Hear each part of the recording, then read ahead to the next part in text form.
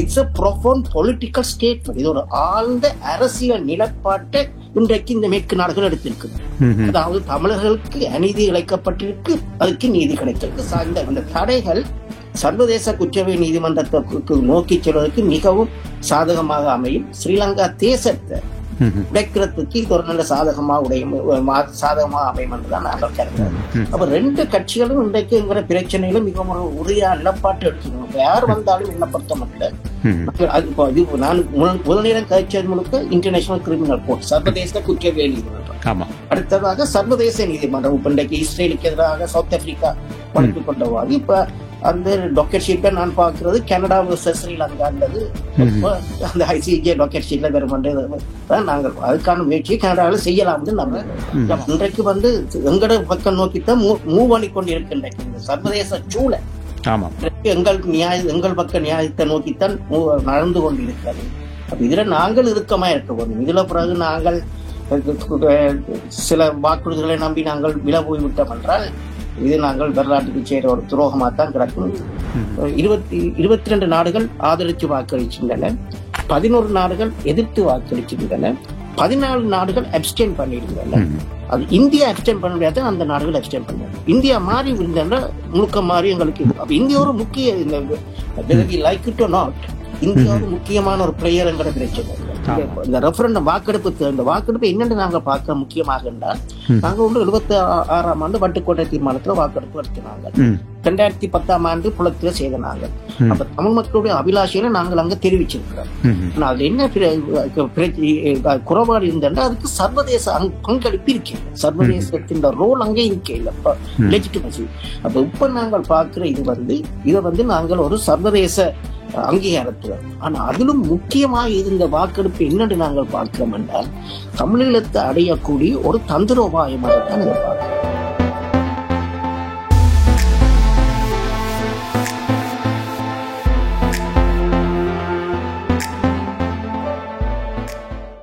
இப்பொழுது முதல் நேர்காணல் நிகழ்ச்சியினை நீங்கள் கேட்கலாம். இன்றைய நேர்காணல் நிகழ்ச்சியிலே நாடு கடந்த தமிழ் அரசாங்கத்தின் பிரதமர் விஸ்வநாதன் உருத்திரகுமார் அவர்களை சந்திக்க போகின்றோம். வணக்கம். வணக்கம். எப்படி இருக்கிறீர்கள்? நலமா இருக்கிறேன், நன்றி. நீங்கள் எப்படி இருக்கீங்க? நாங்களும் நலமாகவே இருக்கின்றோம். சரி, முதல்ல அதாவது நாடு கடந்த தமிழீழ அரசாங்கத்தின் பிரதமரை சந்திப்பதில் மிக மகிழ்ச்சி. அதோடு நேயர்களும் உங்களை சந்திப்பதில் மிக்க மகிழ்ச்சி அடைவார்கள் என்று நம்புகிறோம். குறிப்பாக இப்பொழுது பல்வேறு நாடுகளிலுமே இலங்கைக்கு எதிரான தீர்மானங்கள் கொண்டு வரப்பட்டிருக்கிறது. பலருக்கு அங்கே செல்வதற்கான தடைகள் எல்லாம் விதிக்கப்பட்டிருக்கிறது. இந்த வகையிலே சர்வதேச நீதி விசாரணை தேவை என்ற கோட்பாடுதான் எல்லோருடைய மனதிலையும் இருக்கிறது.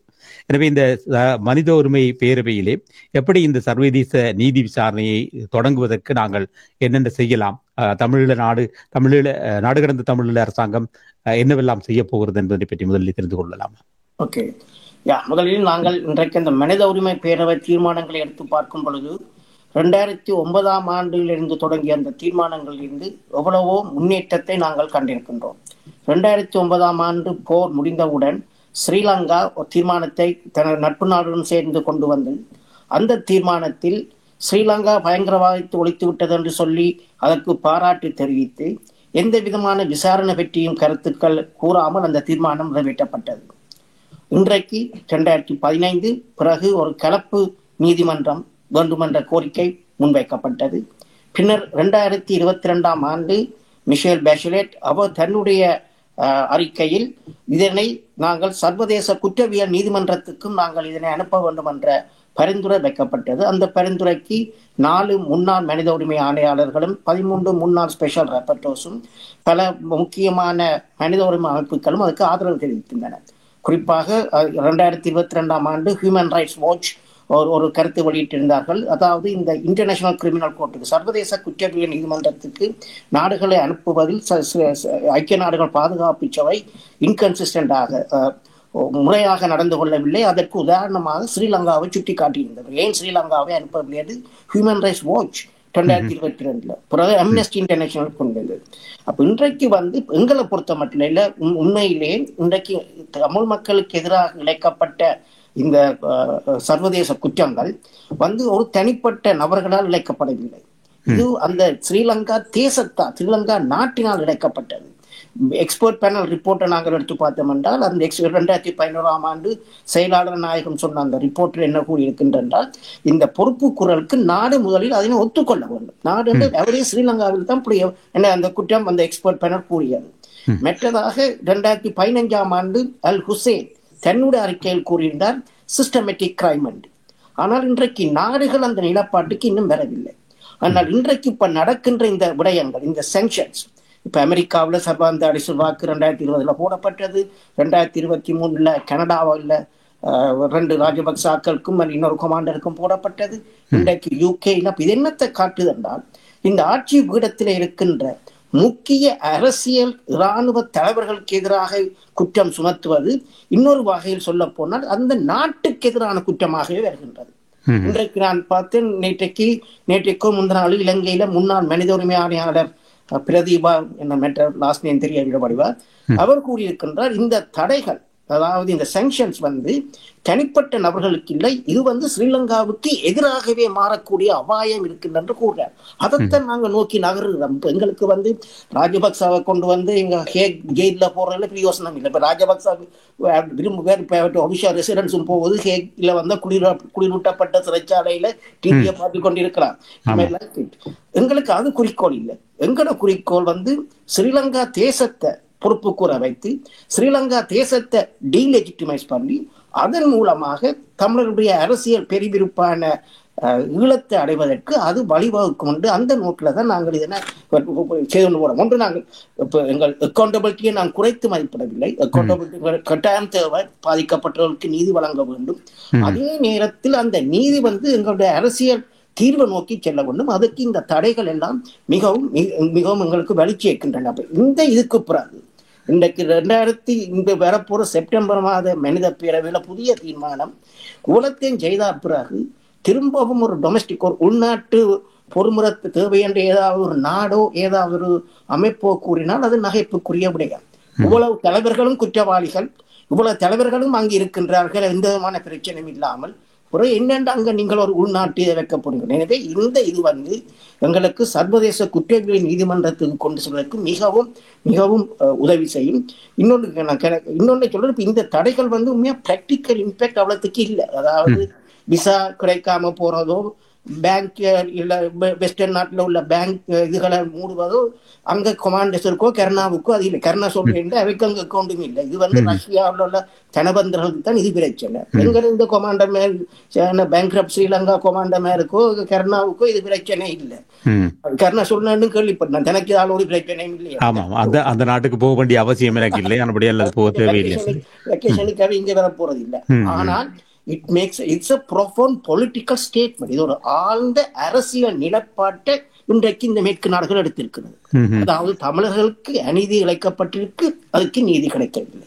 அது மிகவும் ஒரு முக்கியமான ஒரு செயல்பாடாகத்தான் நாங்கள். ஆனால் தடை செய்யப்பட்ட அந்த ராணுவ தளபதிகள் மற்றும் கருணாமான் போன்றவர்கள் தெரிவித்திருக்கிறார்கள் என்னவென்றால், அதாவது பிரித்தானியா சுதந்திரத்துக்கு முன்பு இழைத்த தவறுகளுக்கு தாங்கள் மன்னிப்பு கேட்காமல் எப்படி இப்படி ஒரு இனப்படுகொலை செய்ததை குறிப்பிட்டு மன்னிப்பு கேட்க வேண்டும் என்று கேட்கிறது அப்படி என்று அவர்கள் எதிர்கேள்வி கேட்டிருக்கார்கள். ஒரு சட்ட வல்லுநர் என்ற வகையிலே அதுக்கு நீங்கள் என்ன பதில் சொல்ல போறீங்க? இப்போ முந்தி செய்த குற்றத்துக்காக இன்னொரு குற்றம் நடக்க போறது, அந்த குற்றத்தின் அடிப்படையில் இதுக்கு விதிவிலக்கு சட்டத்தில் எந்த விதமான கோட்பாடும் இல்லை. பிரித்தானியர் செய்த கனப்புலைகள் இருக்கு. நான் அது இதுக்குள்ள போகவில்லை. பிரித்தானியர்கள் ஆட்சி அதிகாரத்தை 50 எங்களை மீறி எங்களை தாண்டி தங்களுடைய பூகோள அரசியல் நிலங்களுக்காக, கட்டுநாயக்காலையும் திருவோணமலையிலையும் தளங்களுக்காக சிங்களத்திடம் பிரித்தானியர் கொடுத்தனர். 29வது ஷரத்தை அழைக்கப்பட்ட பொழுது பிரித்தானியா ஒன்றும் செய்யவில்லை. அதுகளை பற்றி நாங்கள் இப்ப கதைக்க விரும்பவில்லை. அதுகளை கதைக்கல, அதுக்கு இன்னொரு நீதிமன்றத்தை உருவாக்கி நாங்கள் கதைச்சு எங்கட இறமை எங்கிட்ட எடுக்கலாம். நாங்கள் அது இன்றைக்கு வருகின்ற இந்த சூழ்நிலை எங்களுக்கு இந்த தடைகள் சர்வதேச குற்றவியல் நீதிமன்றத்துக்கு நோக்கி செல்வதற்கு மிகவும் சாதகமாக அமையும். ஸ்ரீலங்கா தேசத்தை உடைக்கிறதுக்கு இது ஒரு நல்ல சாதகமா அமையும் என்றுதான் நாங்கள் கருதுகிறோம். சர்வதேச நீதிமன்ற விசாரணை வருகிற செப்டம்பர் மாதத்தில் நடைபெற இருக்கிறது. எனவே தமிழ் மக்களை பொறுத்தவரையில் புலம்பெயர்ந்து வாழ்கின்ற தமிழ் மக்கள் ஈழத்தில் இருந்து செயற்படுவது மிகவும் சிரமமான விடயம். எனவே புலம்பெயர்ந்த தமிழர்கள் எந்த வகையிலே நாடு கடந்த தமிழ் அரசாங்கத்தோடு இணைந்து செயற்படலாம், என்ன செய்ய வேண்டும் அவர்கள்? இதுல நிச்சயமாக நாங்கள் எல்லாரும் ஒன்றாக பயணிக்க வேண்டியது மிக மிக முக்கியம். ஒன்று இப்ப நாங்கள் கடந்த காலங்களில் இந்த ஐக்கிய நாடுகள் மனித பேரவைக்கு முதல் நாங்கள் எல்லாருமாக கூடி எல்லா அமைப்புகளும் ஒன்றாக கூடி நாங்கள் கதைத்து ஒரு நிலப்பாட்டை எடுக்கிறது. இந்த நிலப்பாட்டை தான் நாங்கள் அங்க ஒன்றே செய்ய போறோம் என்று. அப்புறம் அங்கு போனவுடன் அங்கு தாயகத்திலிருந்து அரசியல் தலைவர்கள் என்ற தலையிட்டால் அந்த நிலப்பாடு உடைந்து போறது. அப்ப அது உண்மையில எங்களுக்கு பெயர்ந்தால் எங்களோட நாடு கடந்த தமிழ் அரசாங்க பிரதிநிதிகள் சில ராஜதந்திரிகளை சந்திக்கும் பொழுது அவர்கள் கூறுவார்கள், இதற்கு முதல்தான் இன்னொரு அமைப்பு அவை இப்படி சொல்லிட்டு போயினோம், நீங்கள் இப்படி சொல்றீங்க, அதை கடத்துறதுக்கு சொல்லினோமோ. அப்ப நாங்கள் நிச்சயமாக இப்ப நாடு இந்த அமெரிக்கா, கனடா, UK ஒருமித்து இந்த நிலப்பாட்டு எடுத்திருக்கின்ற தடைகள். நாங்கள் அனைவரும் அனைத்து அமைப்புகளும் நாங்கள் ஒன்றாக கூடி காய்த்து, எங்கள் டைம் இருக்கு செப்டம்பர், நாங்கள் இப்பயே ஸ்டார்ட் பண்ண வேணும். நாங்கள் கூடி காய்த்து இப்ப 47 நாடுகள் இருக்குது மனித உரிமை பேரவையில, எந்தெந்த நாடுகளை எந்தெந்த அமைப்புகள் ஹேண்டில் பண்றேன்னு பார்த்து இதுல ICCக்கு குறைவாக எந்த ஒரு நிலப்பாட்டையும் நாங்கள் எடுக்க முடியாது, எந்த ஒரு காலக்கடையும் நாங்கள் எடி கொடுக்க இயலாது. அதுல நாங்கள் இறுக்கமாக நிற்க வேண்டும். ஆமாம், இங்க இருக்கும் அமைப்புகள் அனைத்துமே ஒற்றுமையாக செயல்படும் என்ற நம்பிக்கை உங்களுக்கு இருக்கிறது? இல்ல, கடந்த காலங்கள் கடந்த கால நிகழ்வுகள் மிகவும் ஒரு ஏமாற்றத்தை தான் கொடுத்திருக்கின்றன. ஆனா காலம் இதனை சாண்டி கொண்டு போக இன்னொன்று நான் பார்க்க, நாங்கள் ஒன்றுபட்டு நான் அதை ஒற்றுமையை பற்றி குறைப்பாக நான் மதிப்பிடவில்லை. ஆனால் இப்ப எங்க போராட்ட காலத்தை எடுத்து பார்த்தாலும் அன்றைக்கும் சில ஒன்றுக்கு மேற்பட்ட அமைப்புகள் இருந்தன. அந்த நேரத்திலும் இந்த எல்லாரும் ஒன்றா செய்யணும் என்ற ஒரு இது வந்தது. ஆனால் பிற தமிழீழ விடுதலை புலிகள் தங்களுடைய செயற்பாட்டால் அதை எடுத்தார்கள், முன்னெடுத்தார்கள். நானும் கூட தான் பார்க்கிறேன், எங்களோட செயற்பாடு மூலமாக நாங்கள் அந்த கருத்தை முன்னுக்கு கொண்டு போகலாம். அதுல எல்லாரும் சேர்ந்து போய்க்கு அதுக்கு நிச்சயம் ஒரு பலம் இருக்கும் என்றதுல எந்த விதமான கருத்து வருபாடும் இல்லை. சரி, வருகின்ற சர்வதேச நீதி விசாரணைக்காக செப்டம்பர்ல வருகின்ற நீதி விசாரணைக்காக நாங்கள் புலம்பெயர்ந்த மக்கள் என்ன செய்ய வேண்டும்? நாங்கள் ஒன்று எங்களுடைய ஒவ்வொரு நாடுகளிலும் வாழுகின்ற நாங்கள் அந்தந்த நாட்டு அரசாங்கங்கள் இந்த நிலப்பாட்டை எடுக்கும்படி அந்த நிலப்பாட்டை நாங்கள் வற்புறுத்த வேண்டும். அதை எவ்வாறு நாங்கள் செய்யலாம் என்றால் எங்களுடைய எம்பிமார்கள் இருக்கின்ற தொகுதிகள் உள்ள பிரதிநிதிகள் மூலமாக அந்த ஃபாரின் மினிஸ்ட்ரிக்கோ ஸ்டேட் டிபார்ட்மெண்ட்டுக்கோ அவைக்கு அந்த அழுத்தங்களை செய்ய வேண்டும். அப்ப நாங்கள் என்ன செய்யலாம் என்றால் தொகுதியில் உள்ள மக்கள் தனிப்பட்ட முறையில போய் சந்திப்பையும் பார்க்க குழுக்களாக அந்த தொகுதி மக்கள் அந்த எம்பியிடம் அந்த மகஜரை கொடுத்து அவரை இதை பெற்றி கழிக்கிறதுக்கு இதை செய்யணும். இப்போ இன்றைக்குமே கனடாவில் எங்களோட நிலைமை என்ன பொறுத்த மட்டும் சாதகமான, என்றால் 2 பெரிய கட்சிகளும் கன்சர்வேட்டிவ் பார்ட்டியும் சரி லிபரல் பார்ட்டியும் சொல்லி கன்சர்வேட்டிவ் பார்ட்டி தலைவர் சொல்லி இருக்கிறார், தான் வந்தா தான் இதை மற்றதுக்கு இன்டர்நேஷனல் கோர்ட் ஆஃப் ஜஸ்டிஸ் சர்வதேச நீதிமன்றத்துக்கு கொண்டு செல்வேன் என்று. லிபரல் பார்ட்டி MP ஷான் அவர் அந்த தீர்மானத்தை ஒரு பெட்டிஷன் ஒன்று பார்லிமெண்ட்ல சமர்ப்பித்து பேசியிருக்கிறார். அப்ப 2 கட்சிகளும் இன்றைக்கு என்கிற பிரச்சனையில மிகவும் ஒரு உறுதியான நிலப்பாட்டு எடுக்கணும். இப்ப யார் வந்தாலும் என்ன பொறுத்த மட்டும் நான் முதல் நேரம் கழிச்சது முழுக்க இன்டர்நேஷனல் கிரிமினல் கோர்ட் சர்வதேச குற்றவியல் நீதிமன்றம், அடுத்ததாக சர்வதேச நீதிமன்றம். இப்ப இன்றைக்கு இஸ்ரேலுக்கு எதிராக சவுத் ஆப்பிரிக்கா வழக்கு கொண்டவாதி இப்ப அந்த டாக்கெட் ஷீட்டை நான் பார்க்கறது கனடா வர்சஸ் ஸ்ரீலங்கான்றது அந்த ICJ டாக்கெட் ஷீட்ல வருமானதான் நாங்கள் அதுக்கான முயற்சியை கனடாவில் செய்யலாம்னு நம்புகிறோம். ஆமாமா, இந்த வேளையில இன்னொரு செய்தியை பரிமாறிக்கொண்டோம். அதாவது 2019 நினைக்கிறேன் இந்த ஒன்டாரியோ சட்டமன்றத்திலே இந்த இனப்படுகொலை தான் நடந்தது. இனப்படுகொலை வாரமாக இந்த மே மாதத்தை பிரகடனப்படுத்த வேண்டும் என்ற ஒரு பிரகடனம் கொண்டு வரப்பட்டு அது அனுமதிக்கப்பட்டது. பின்பு அங்கே 2 முறையாக நீதிமன்றத்தினால் அது வழக்கு தொடரப்பட்டிருந்தது. நேற்று தினம் என்று நினைக்கிறேன், நேற்று இன்றைய தினம் அது இனப்படுகொலை வாரமாக கடைபிடிக்கலாம், பிரகடனப்படுத்தலாம் என்று சொல்லி கனடிய உயர் நீதிமன்றம் தீர்ப்பு வழங்கி இருக்கிறது. எனவே இந்த மே மாதத்திலே அந்த இனப்படுகொலை நடந்ததுக்கு என்ப ஆதாரமாக இனப்படுகொலை வாரமாக அது கடைபிடிக்கப்பட இருக்கிறது. எனவே சற்று முன்னேற்றம் கண்டிருக்கிறோம் ஒவ்வொரு விடயங்களிலே. நிச்சயமா அதுல இந்த விடயம் தொடர்பாக நான் திரு விஜய தனியாசலத்துக்கு என்ற தெரிவித்துக் கொள்ள விரும்புகிறேன். இன்றைக்கு எங்கட பக்கம் நோக்கித்தான் மூவ் பண்ணி கொண்டிருக்கின்ற இந்த சர்வதேச சூழல் எங்கள் பக்க நியாயத்தை நோக்கித்தான் நடந்து கொண்டிருக்கிறது. அப்ப இதுல நாங்கள் இறுக்கமா இருக்க வேண்டும். இதுல பிறகு நாங்கள் சில வாக்குறுதிகளை நம்பி நாங்கள் விலை போய்விட்டோம் என்றால் இது நாங்கள் வரலாற்றுக்கு செய்கிற ஒரு துரோகமாக தான் கிடக்கும். ம்ஹும். நாங்கள் எல்லாரும் உண்டா இறுக்கமாக பயணிப்போம். அதாவது புலம்பெயர்ந்த நாடுகளில் இருந்து இருக்கின்ற அமைப்புகள் அந்தந்த நாடுகளில் இருக்கின்ற நாடாளுமன்ற உறுப்பினர்கள், சட்டமன்ற உறுப்பினர்கள் எம்மவர்களையும் நிறைய பேர் போட்டியிடுகிறார்கள், வெற்றி பெற்றியும் இருக்கிறார்கள். அவர்கள் மூலமாக இது சட்டமன்றத்திலே அல்லது நாடாளுமன்றத்திலே நாங்கள் இதற்கான ஆதரவை பெற்றுக் கொள்ள வேண்டும். நிச்சயமாக அதுக்கு முதல் படி இன்னொன்றை கூட இன்றைக்கு யூகேல இந்த தடை வந்திருக்கு. அப்ப யூகே ஐரோப்பிய ஒன்றியத்தில் ஒரு முக்கியமான நாடு. காரணம் காட்டிய பிரான்ஸ், ஜெர்மனியில் இருக்கிற எங்களுடைய சகோதரங்கள் அந்தந்த நாட்டிலும் இந்த தடைகளை கேட்கலாம். இந்த தடைகள் என்ன பொறுத்த மட்டும் இந்த ஸ்ரீலங்காவை ஐசிசிக்கு கொண்டு போறதுக்கான ஒரு படிக்கட்டாகத்தான் நாங்க பாக்குறோம். அது நாங்கள் குளத்துல வாழ்ற நாங்கள் அதை செய்ய வேண்டும் கருதுறோம். சார், வேறு எந்த வழிவகையிலே இதற்கான முயற்சிகளை நாடு கடந்த தமிழ் அரசாங்கம் எடுக்க போகுது நாங்கள் செய்ய இருக்கிறோம் என்றால் இப்ப அந்த ஐசிசிக்கு கொண்டு போறதுன்றது 3 விடயமாக 3 வழியில தான் கொண்டு போகலாம். ஒன்று செக்யூரிட்டி கவுன்சில், பாதுகாப்பு சபை இதை ரிஃபர் பண்ண வேணும். இல்லாவிட்டால் அந்த அந்த ரோம்ஸ் உடன்படிக்கையில அந்த நாடு கையெழுத்திட்டு இருக்க வேணும்.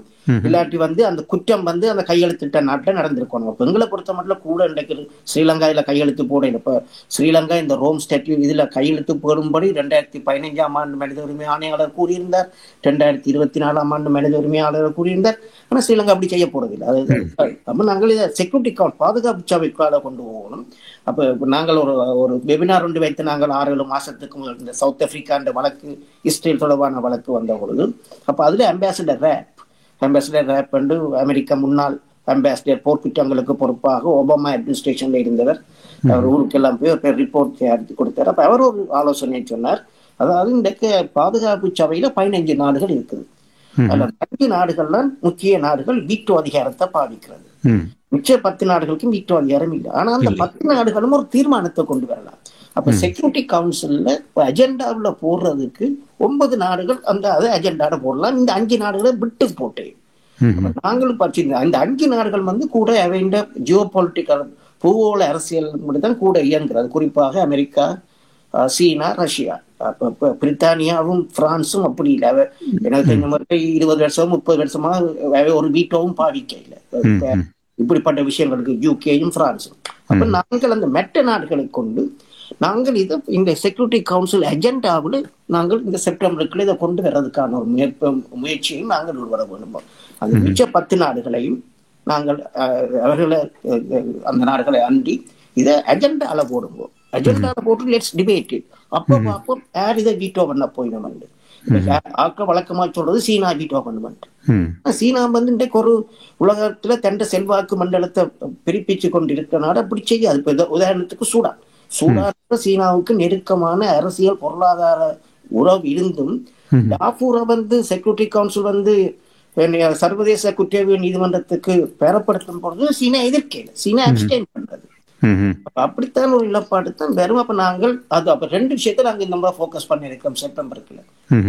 ஹியூமன் ரைட்ஸ் கவுன்சிலுக்கு மூலமாக இதை நாங்கள் செக்யூரிட்டி கவுன்சிலுக்கு ஐசிசிக்கு அனுப்பும்படி பரிந்துரை செய்யறது. நேரடியாக செக்யூரிட்டி கவுன்சில் வீட்டோ அதிகாரம் இல்லாத நாடுகள் மூலமாகவும் இதை செக்யூரிட்டி கவுன்சில் அஜெண்டால போட்டு அடுத்த கட்டத்துக்கு கொண்டு வரதுக்கு யோசிக்கிறோம். ஆமா, பிற நாடுகளை பற்றி நாங்கள் பேசிக் கொண்டிருந்தாலும் எங்களுடைய ஆன்மீக நாடாக இருக்கின்ற இந்தியா எந்த வழியிலே எங்களுக்கு உதவி செய்யும் என்று நீங்கள் நம்புகிறீர்கள்? இந்தியாவை பொறுத்த இந்தியா இப்ப ஒன்று அதுல முதல்ல ஆரம்பத்தை சொல்றப்ப இந்தியாவில் நாங்கள் அழுத்தத்தை கொண்டு வர்றோம்னா ஒரு முக்கியமான தமிழ்நாடு. தமிழ்நாட்டு மூலமாகத்தான் நாங்க டெல்லியை கூட அணுகலாம். ஒன்று. ஆனா தமிழ்நாட்டிலே தங்களுடைய அரசியலுக்காக தான் இப்பொழுது பயன்படுத்தி மிகவும் ஒரு வருத்தத்துக்குரிய ஒரு விடயம். இன்றைக்கு போராட்ட காலத்துல தமிழ்நாடு உலகத்துக்கு 2009 இத்தனை கோடி மக்கள் இருந்தும் இன்றைக்கு அவர்களால் நிப்பாட்ட முடியவில்லை. நடந்த அனைத்து நாங்க ஒரேடியாக கைவிட முடியாது. ஆனா இன்றைக்கு உதாரணம் பார்ப்ப சிறுசீமானருடைய கூட்டத்தை எடுத்து பார்த்தா இன்றைக்கு தமிழீழ விடுதலை புலிகளுக்கான ஆதரவு அங்கே பெருமளவு இருக்கின்றது. அதை நாங்கள் ஓரளவுக்கு எல்லாத்தையும் ஒன்றாக்கி கொண்டு வந்தோம் என்றால் இப்ப நாங்கள் இன்னொரு முயற்சியிலும் இப்ப நாங்க பாக்குறோம் வேண்டாம். இந்த ஜூன் ஜூலை மாதத்துல தமிழ்நாட்டுல ஒரு இது ஒன்று வெப்பம் மாநாடு உண்டு. என்னென்றால் இந்த ரெஃபரண்டம் தொடர்பாக, அதாவது தேசிய பிரச்சனை பொது வாக்கெடுப்பு மூலமாக தீர்க்கப்பட வேண்டும் என்று. அப்ப அது பிறகு அதை தொடர்ந்து தமிழக சட்டமன்றத்திலும் ஒரு தீர்மானம், இந்த 7 காலத்தில் இருந்த தீர்மானமாக இன்னொரு தீர்மானத்தை இது இப்ப நாங்க நாடு கடந்த அரசாங்கம் தமிழ்நாட்டில் நாங்கள் சில நடவடிக்கை எடுக்க எங்களுக்கு முட்டுக்க நாங்கள் பாராளுமன்றத்தை அங்க கூடும் பொழுது போலீசார் வந்து தடுத்தார்கள். பிறகு நாங்கள் மலையக தமிழர்கள் தொடர்பாக ஒரு கூட்டம் நடத்தினாங்க, 200 ஆண்டுகள் அவலம் என்று. அப்ப அதுக்கு போலீஸ் பெர்மிஷன் தெரியல, நாங்கள் நீதிமன்றத்துக்கு போனாங்க. நீதிமன்றத்துல போகும் போலீஸ் அதிபர் சட்டமா தமிழ்நாடு அதிபர் வந்து சொன்னேன், நாங்கள் வந்து புலிகளின் தொடர்ச்சி மற்றது எங்களை விட்டால் வெளியுறவு கொள்கை எல்லாம் பிரச்சனை. ஆனா நீதிமன்றம் சொன்னது இல்ல, வைக்க கொடுங்க பெர்மிஷன் அங்க வச்சு நாங்கள் கூட்டம். அப்ப அப்படி ஒன்றை வச்சு மக்களை நாங்கள் அதே நேரத்தில் தமிழ்நாட்டை ஒன்று தமிழ்நாட்டில் நாங்கள் மொபிலைஸ் பண்ணணும். அது இதோட பார்க்கும் வாக்கெடுப்பு மூலமாக. ரெண்டாவது படியும் இந்த தமிழீழ விடுதலை இந்த தடை தொடர்பாக பார்த்தா 93ஆம் ஆண்டு இந்த தடைக்கு வந்து தமிழ்நாட்டு அரசும் ஆதரவு கொடுத்து கொண்டு இருக்குது. தமிழ்நாட்டு அரசு அறிஞர்களுக்கு இது தெரியுமோ, சரி மக்களுக்கு தெரியுமோ தெரியாது, தலைவர்களுக்கு தெரியுமோ, இல்லாட்டி பியூரோக்ராட்ஸ் தான் இதை செய்து கொண்டிருக்கணுமோ தெரியாது. அப்ப நாங்கள் இன்னொரு கேம்பெயினையும் நாங்கள் பல்வேறு தமிழ்நாட்டு அரசியல் தலைவருடன் பேசி வருகின்றோம். ஒரு கேம்பெயின் எடுக்க சொல்லி தமிழக சட்டசபையிலும் டெல்லியிலும் கதைக்க சொல்லி, அதாவது புலிகளின் தடையை நீக்க வேண்டும், தமிழக அரசு இதற்கு ஒத்துழைப்பு வழங்கக்கூடாது என்று.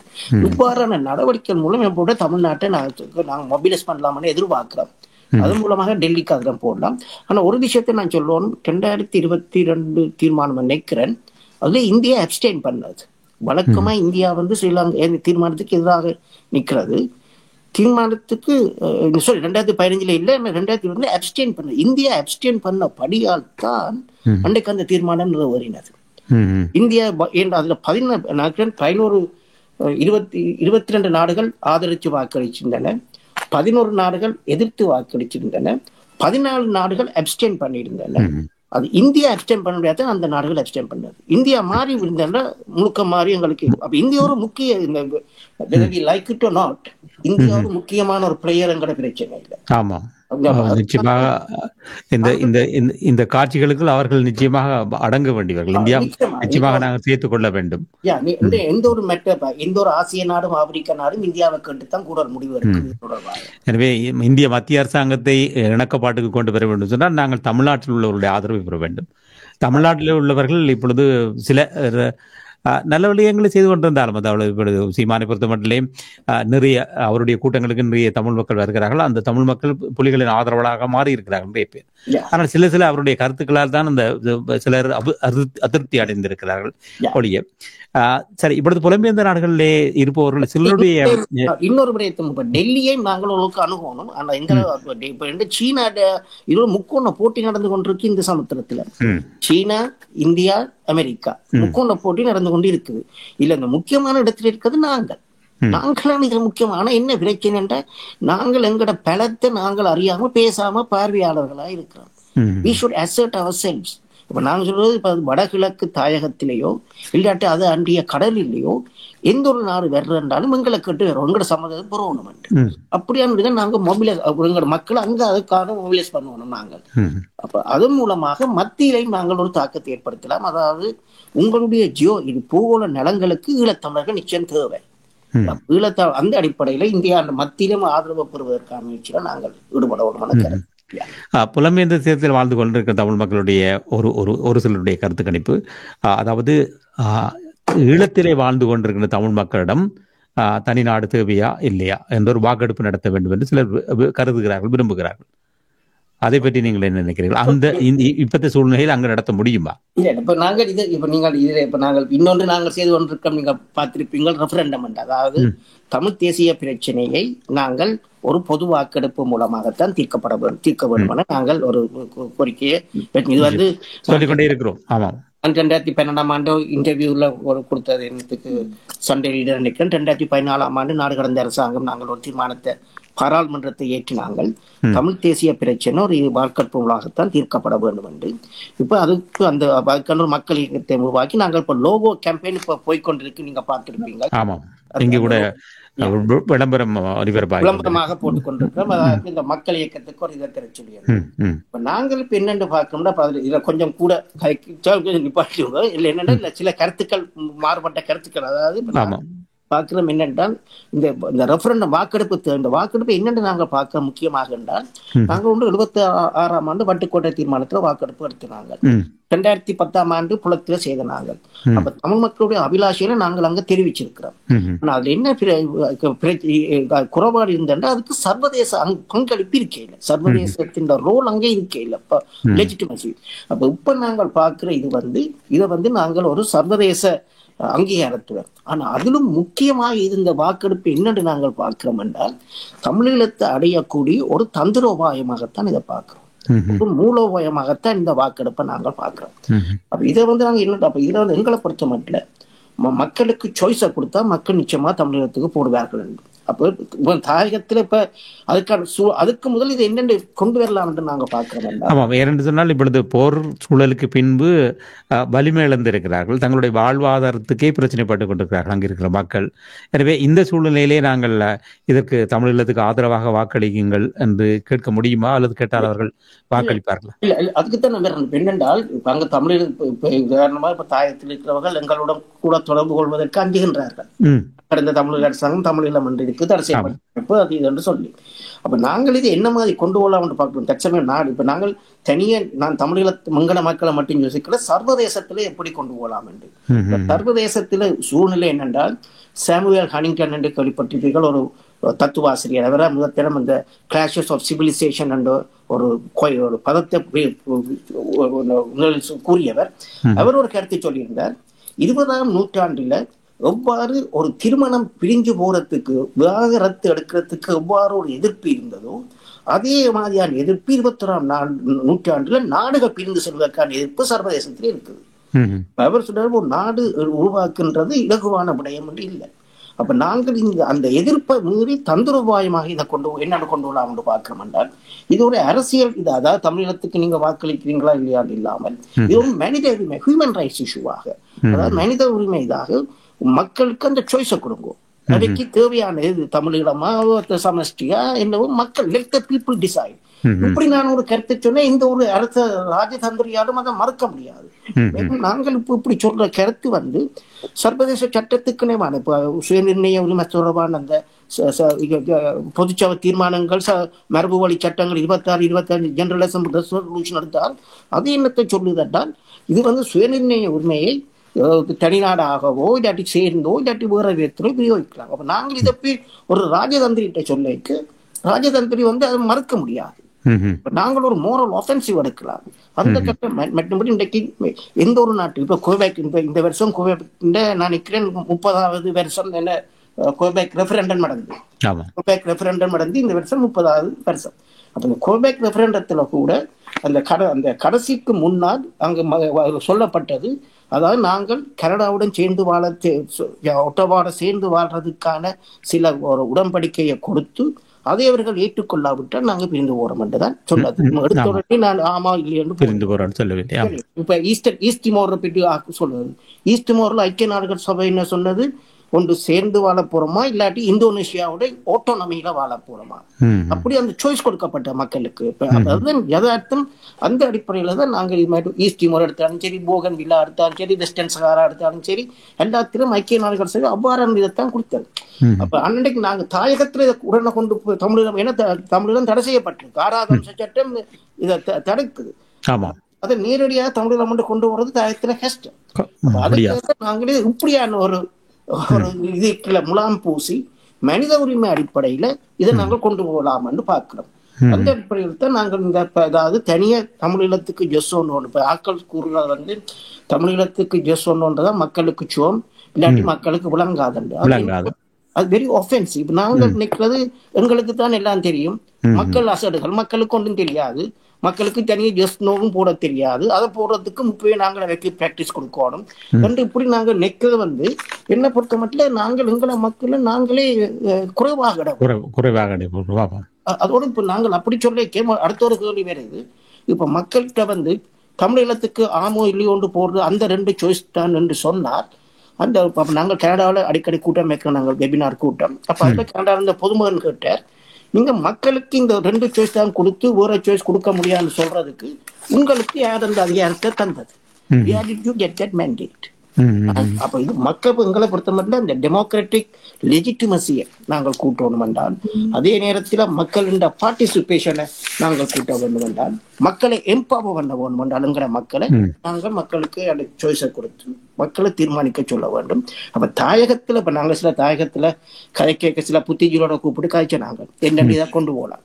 அவர்கள் சொல்றார்கள், நீங்கள் இப்ப வெளியில புலத்துல நீங்கள் இதை கம்பெனி சொல்லுங்க எல்லா சாய்ஸும் இன்க்ளூடிங் தமிழீழம் என்று, தாயகத்துல நாங்கள் இப்ப அதை சொல்லாமல் மக்களுக்கு சாய்ஸை கொடுங்க உண்டு. அப்ப இன்னைக்கு இந்த பொது வேட்பாளர் தமிழ் பொது வேட்பாளர் தண்டத்தை இதுல விண்ணாவனத்துல சொல்லி இருக்கிறார். அப்ப மூவ் பண்றோம். எனவே நாங்கள் தாயகத்தை விட்டுட்டு நாங்க போகலாம். அதற்காகத்தான் பாடுபடுகிறோம். தாயகத்தை நாங்க சேர்ந்து இதை நாங்கள் கொண்டு போகலாம் தான் நான் நம்புறேன். எனவே இவ்வளவு புலம்பெயர்ந்த நாடுகளிலே பல விதமான ஆப்ஷனை கொடுத்து நாங்கள் ஏதாவது ஒன்றை தெரிவு செய்ய சொல்லி பின்பு அதை கொண்டு நாங்கள் சர்வதேசத்திட்ட போய் சொல்றோம். ஓகே, நீங்க ஜனநாயகத்திலும் தான் டெமோக்ரஸின்னு கதைக்கிறீங்க. கனடா இருந்தாலும் சரி, யூகே, அமெரிக்கா இருந்தாலும் சரி, ஜனநாயகத்தின் முக்கிய ஒரு அம்சம் என்னை யார் ஆளுகிறது என்று ஓட் பண்றது மட்டும் இல்லை, அது அந்த நாணயத்தின் அடுத்த பக்கம் நான் எப்படியான ஒரு அரசியல் அழகுக்குள்ள நான் வாழ்வதுண்டு. அப்போ மக்கள் ஜனநாயக உரிமையை மதியுங்கோ, லெட் த பீப்புள் டிசைட் என்று நாங்கள் போய் ஒரு அரசியல் தலைவர்கிட்ட சொல்லிக்க என்ன பொறுத்த மட்டும் அவரால் எங்களுக்கு எதிர்த்து பேசுகிறார். இல்லை உங்களுக்கு ஜனநாயக உரிமை இல்லை, நீங்கள் அப்படி டிசைட் அப்படி சொல்லிடலாம். ஆனா இப்ப நாங்கள் சும்மா போய் தமிழீழத்துக்கு இது ஒன்று கேட்டா சொல்லிடலாம். ஸ்டெபிலிட்டி முக்கியம், உலக ஒழுங்கு முக்கியம், புதுசா நாங்கள் இதில் கொண்டு வந்தாட்டும். அதாவது நாங்கள் இது ஒரு ஹியூமன் ரைட்ஸ் இஷ்யூவாக மக்கள்கிட்ட ராஜதந்திரிகிட்ட கொண்டு போய் அங்க இருந்துங்கிற மக்கள் தாயக புத்திஜீவிகள் அப்படித்தான் சொல்லிடலாம். அதாவது நீங்கள் இப்ப சொல்லுங்கோ, மக்கள் தெரிவு செய்யணும் என்ன மாதிரியான ஒரு அரசியல் அழகுக்கு அரசியல் வடிவம் எங்களுக்கு தேவை. ஆனா தாயகத்துல நாங்கள் இப்ப தமிழீழமும் உட்படன்னு சொல்லிடாது. நீங்கள் அதை வெளியாளந்து செய்யுங்கோ, ஒரு சந்தர்ப்பத்தில் நாங்கள் சர்வதேசத்தின் ஆதரவோட நாங்கள் இணைஞ்சு கொண்டு போவோம் என்று சொல்லுவோம். தனித்தனியாக ஒரு கயிறை பிடித்து இழுத்து நாங்கள் தேர் இழுக்க முடியாது, எல்லோருமே சேர்ந்து. எனக்குமே அந்த தடைகள் எல்லாம் விரைக்க நாங்க திரும்பி பார்க்க 2009ஆம் ஆண்டு ஐக்கிய நாடுகள் மனித உரிமை பேரவை ஸ்ரீலங்கா பயங்கரவாதத்தை ஒழித்து விட்டதுன்னு சொல்லி ஸ்ரீலங்காவை பாராட்டி தீர்மானம் அந்த 2009 இன்றைக்கு நாங்க நிற்க நாங்கள் எவ்வளவு முன்னேறி இருக்கிறோம். அதுல உண்மையில புலம்பெயர் சமூகத்தின் பங்களிப்பும் ஒரு பெரிய ஒரு பங்களிப்பு. எனவே பயங்கரவாதத்தை மட்டுமல்ல, தமிழ் மக்களுக்கும் ஸ்ரீலங்கா ராணுவம் ஸ்ரீலங்கா அரசாங்கம் கொடுமைகளை இழைத்திருக்கு, இனப்படுகொலை செய்திருக்கு என்பதை உறுதியாக பல நாடுகள் நம்பிக்கொண்டிருக்கின்றன. இன்றைக்கு தீர்மானம் நிறைவேற்றப்பட்டிருக்கு, தமிழக சட்டசபையில் நிறைவேற்றப்பட்டிருக்கு. இன்றைக்கு அது எல்லாரும் வந்து கொண்டு இருக்குது. இன்றைக்கு சட்ட ரீதியாக இன்னும் நிரூபிக்கப்படவில்லை. அதுக்குத்தான் நாங்கள் இன்றைக்கு சொல்றோம், இன்டர்நேஷனல் கோர்ட் ஆஃப் ஜஸ்டிஸுக்கு கொண்டு போங்க, இன்டர்நேஷனல் கிரிமினல் கோர்ட்டுக்கு கொண்டு போங்க. அப்ப நாங்கள் we are taking a moral offensive, moral and legal offensive. நாங்கள் இப்ப நாடுகள் எங்களுக்கு பதில் சொல்ல வேண்டி இருக்கிறோமே, நாங்கள் அவைக்கு பதில் சொல்ல வேண்டிய போதுமான ஆதாரங்கள் எல்லாம் நாங்கள் வழங்கி இருக்கிறோம், அவர்களாக கிடைத்திருக்கிறது. எனவே இதை வைத்துக் கொண்டு தீர்மானத்தை தார்மீக பலத்தை நாங்கள் காட்டுறோம். தார்மீக பலம் பாதிக்கப்பட்டவர் என்ற அந்த அடிப்படையில் உள்ள தார்மீக பலத்தை நாங்கள் அங்க காட்டுறோம். சரி, அதோடு இந்த நாடு கடந்த தமிழ் அரசாங்கத்துக்கான இந்த லட்சணை லோகோ, அதை பற்றி இப்பொழுது பேசலாமா? நாங்கள் இந்த லோகோவை நாங்கள் என்னென்று பார்க்கிறோம் என்றால், நாங்கள் இது எப்படி மக்கள் மயப்படுத்துறது. நாங்கள் அதோட இப்ப எங்களை பொறுத்தவரை இந்த தமிழீழ போராட்டம் தனியாக ஈழ மக்கள் போராட்டம் மட்டும் இல்லை, இது உலகத்தமிழ் மக்கள் போராட்டமாக கொண்டு மாற்றணும் தான் பார்க்கிறோம். நாளைக்கு வரப்போற தமிழீழம் தனிய ஈழ மக்கள் நலன்களை மட்டுமில்லை, உலகத்துல வாழ்கின்ற எல்லா தமிழர் நலன்களையும் நாங்கள் பார்ப்போம். தமிழருக்கு எங்க நீதி நடந்தாலும் அது ஐக்கிய நாடுகள் சபைக்கோ உலக நீதிமன்றத்துக்கும் நாங்கள் கொண்டு போவோம். அப்போ உலகத்தமிழ் மக்களை கொண்டு வரது. அப்ப நாங்கள் இப்ப இந்த லோகோல போட்டிருக்கிறோம், இலங்கை தீவின் வடகிழக்கு பிரதேசத்தில் வாக்கெடுப்பேன். இப்ப நாங்கள் ஏன் தமிழீழம் அதுல போடலையே, தமிழீழத்துல வாக்கெடுப்பேன் போடலையே என்றால், இன்றைக்கு தமிழீழம் என்று சொன்னால் இன்றைக்கு அதுக்கான அங்கீகாரம் உடனே கிடைக்காது. இன்றைக்கு ஈவன் எங்களோட சமாதான காலத்தில் பீஸ் டோக் நடக்க தமிழீழ விடுதலை புலிகள் தமிழீழத்தை ஆண்டு கொண்டிருந்தவர்கள், தமிழீழத்தில் அவர்கள் அதிபர்களாக இருந்தது. ஆனால் அவர்கள் கொடுத்த அந்த இடைக்கால தன்னாட்சி அதிகார சபை விரைவில் அவர்கள் தமிழீழத்தில் எங்களுக்கு ஆட்சியா தாங்க அதில் போட இல்லை. இடைக்கால அதிகார சபை விரைவில் ஒரு தமிழீழம் என்ற வார்த்தையே இல்லை.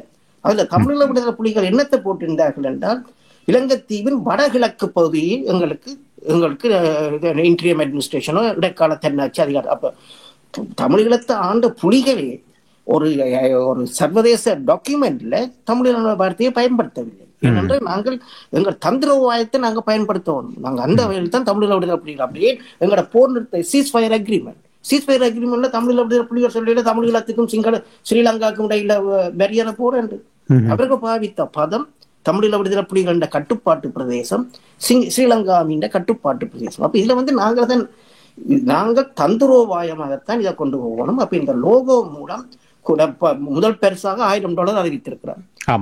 மற்றும் $500 பரிசு. நாங்கள் கூட குறிப்பாக கூட தமிழ்நாட்டிலிருந்து கூட இதுக்கு ஆதரவு வரும் என்று கூட இந்த லோகோவுக்கான இதுகள் வரும் என்று எதிர்பார்க்கிறோம். அப்ப எங்களையும் கொஞ்சம் எங்கட அந்த வெப்சைட்ல வச்சு ஒரு பிரச்சனை இருந்தாலும் நாங்கள் அது 2 மாசம் கூட்டு போட்டிருக்கோம். முதல் April 15 போட்டு நாங்கள் June 15 போட்டிருக்கிறோம். அதுல பிறகு நாங்க வேற லோகோவை எடுத்து கொண்ட நாங்கள் அறிவிக்க இருக்கிறோம். அதாவது இப்பொழுது தங்களுக்கு விரும்பியவர்கள் தங்களுக்கு விருப்பமான வடிவத்தை உங்களுக்கு அனுப்பி வைக்கலாம் உங்களுடைய இணையத்துக்கு. போட்டிருக்கோம் என்னென்ன கருத்துக்கள் அதுல பிரதிபலிக்கணும், என்னென்ன கன்செப்ட்ஸ் அதுக்குள்ள பிரதிபலிக்கக்கூடிய மாதிரி. அந்த பிறகு நாங்கள் ஒரு 3 பேர் கொண்ட நடுவரை போட்டு நாங்கள் இப்ப TGT PMO.org அந்த PMO அந்த TGTக்கு அனுப்ப சொல்லி அந்த இதுல போட்டிருக்கிறோம். நாங்கள் அந்த அடிப்படையில வர்றதை நாங்க பரிசீலித்து ஒரு லோகோட நாங்கள். இந்த லோகோ நாடு கடந்த தமிழ் அரசாங்கத்துக்கான லோகோவா அல்லது இல்ல ஏற்கனவே லோகோ இருக்கு, அதை தெளிவுபடுத்த வேண்டும் என்பதற்காக இந்த கேள்வியை கேட்டேன். Sorry, okay. இது ஒரு மக்கள் இயக்கமாக நாங்கள் இதா இருக்கு. அதாவது பொது வாக்கெடுப்புக்கான மக்கள் இயக்கம். பொது வாக்கெடுப்புக்கான மக்கள் இயக்கத்துக்கான லோகோவாகத்தான் இதை நாங்கள் பார்க்கிறோம். இந்த இதை ஒரு பொது இந்த ரெஃபரண்டம் கேம்பெயினை நாங்கள் பொது வாக்கெடுப்புக்கான மக்கள் இயக்கமாக தான் கொண்டு சென்றோம். அதுக்கு தலைவியாகவும் கனடாவில் இருக்கிற டாக்டர் குமுதினி தான் அதுக்கு தலைவியாகவும் இருக்கிறார். நாங்கள் இதை அப்படி ஒரு இயக்கம் மூலமாகத்தான் நாங்கள் இதை கொண்டு போறோம். அதுக்கான லோகோவா தான் இதை பார்க்கிறோம். இல்ல, அதாவது அந்த விளம்பரத்திலே நாடு கடந்த தமிழர் அரசாங்கம் இந்த லோகோ என்று வரும்பொழுது ஒரு சிலர் பேசிக் கொண்டார்கள், அது நாடு கடந்த தமிழ் அரசாங்கத்துக்கான இலட்சணையா இது இல்லை என்று சொல்லி இருந்தோம். இருந்தாலும் கூட உங்கள் மூலமாக அதை தெளிவுபடுத்த வேண்டும் என்பதற்காக கேட்டுக்கொண்டிருக்க. எனவே இது ஒரு வேறு நாடு கடந்த தமிழ் அரசாங்கத்துக்கு ஏற்கனவே இலட்சணை இருக்கிறது. எனவே இது ஒரு முன்னெடுப்புக்காக, ஒரு தமிழகத்துக்கான ஆதரவுக்காக, அந்த முன்னெடுப்புக்காக உருவாக்கப்படுகின்ற இலட்சணை. யார் வேண்டாலும் அதை உருவாக்கிக் கொள்ளலாம் அந்த நீங்கள் கொடுத்திருக்கின்ற தகவலின் அடிப்படையிலே. நீங்கள் ஒரு நாட்டிலும் இப்ப கனடாலும் சரி அமெரிக்காலும் சரி, அமெரிக்காவுக்கு லோகோ இருக்கும், ஆனால் பெண்டகானுக்கு இன்னொரு லோகோ ஒன்று இருக்கும். அப்படி ஒவ்வொரு அமைச்சுக்கும் ஒன்று இருக்கும், ஒவ்வொன்று இருக்கும். அதே போன்று இதை நாங்கள் பார்க்கிறோம். சரி, நிகழ்ச்சியின் நிறைவு நேரத்துக்கு வந்திருக்கிறோம். மேலதிகமாக நீங்கள் என்ன சுயமார் நேயர்களுக்கு கூற விரும்புகிறீர்கள்? இல்லை, உங்கள் வாய்ப்பு தந்தமைக்கு நன்றி. கடமை வாய்ப்பு எல்லாம் கடமை. இது அதே போன்று நாங்கள் ஊடகங்களுக்கு ஒரு கடமை இருக்குன்னு ஆனந்தி அவ இறந்தது எங்களுக்கு ஒரு பெரிய ஒரு இழப்பு. ஆமாம், நிச்சயமாக. அப்ப நாங்கள் உண்மையா இன்னொன்றையும் யோசிச்சிருந்த நாங்கள் மேபி உங்களோட உதவியோட நாங்கள் அதை செய்வோம். அதாவது ஊடகவியலாளர்களை கொண்டு வந்து ஒரு மாநாடு, புலத்தில் உள்ள ஊடகவியலாளர்களை இணைச்சு ஒரு மாநாடு, விடுதலை போராட்டத்தில் அவர்களுடைய பங்களிப்பு என்ன என்ற ஒரு மாநாடு நடத்தணும் என்ற ஒரு ஐடியா ஒன்று இருக்கு. அப்ப நாங்க முதல் யோசிச்ச நாங்கள் ஆனந்தி இந்த தலைமையில ஒன்று செய்யணும் என்று அது தவறிவிட்டார். ஆமா, ஆனா நாங்கள் அப்படி ஒன்று செய்வோம். சரி, நிறைவாக வேறு என்ன சொல்ல விரும்புகிறீர்கள்? வேறு நாங்கள் தொடர்ச்சியாக பயணிப்போம். நாங்கள் என்ன பத்திரம் நாங்கள் வெற்றியை நோக்கி நடந்து கொண்டிருக்கோம். ஐ ஆனஸ்ட்லி பிலீவ் எங்களோட வாழ்க்கையில ஈழமடைவோம் என்ற உறுதியான நம்பிக்கையில நாங்கள் பயணிச்சு கொண்டிருக்கிறோம். நன்றி. இவ்வளவு நேரம் நீங்கள் தெளிவான விவரங்களை பல எமது நேயர்களுக்கு வழங்கியிருக்கிறீர்கள். எனவே சிஎம்ஆர் கலைஞர்கள், நேயர்கள் மற்றும் நிர்வாகம் ஸ்டான் ஆண்டனி அவர்கள் சார்பிலும் உங்களுக்கு நன்றியை தெரிவித்துக் கொண்டு நாங்கள் விடைபெறப் போகிறோம். மீண்டும் ஒரு பொழுதிலே சந்தித்துக் கொள்வோம். நன்றி, வணக்கம். நன்றி. சிஎம்ஆர் யூடியூப் சேனலில் இணைந்திருக்கும் நேயர்கள் அனைவருக்கும் எமது நன்றி. காமெண்ட்ஸ் பகுதியில் உங்கள் கருத்துக்களை தெரிவிக்க தவறாதீர்கள். முக்கிய செய்திகள், காணொளி தொகுப்புகள், நேர்காணல் என பலதரப்பட்ட அம்சங்களையும் உங்களுக்காக தருகின்றது சிஎம்ஆர் யூடியூப் சேனல். சிஎம்ஆர் என்று சர்ச் செய்து எமது யூடியூப் சேனலை சப்ஸ்கிரைப் பண்ணுங்கள். உங்கள் உற்றார் உறவினர் நண்பர்களோடும் இந்த காணொளி தொகுப்புகளை பகிர்ந்து கொள்ளுங்கள். அருகில் இருக்கின்ற முக்கிய காணொளி தொகுப்புகளையும் தவறவிடாமல் பாருங்கள்.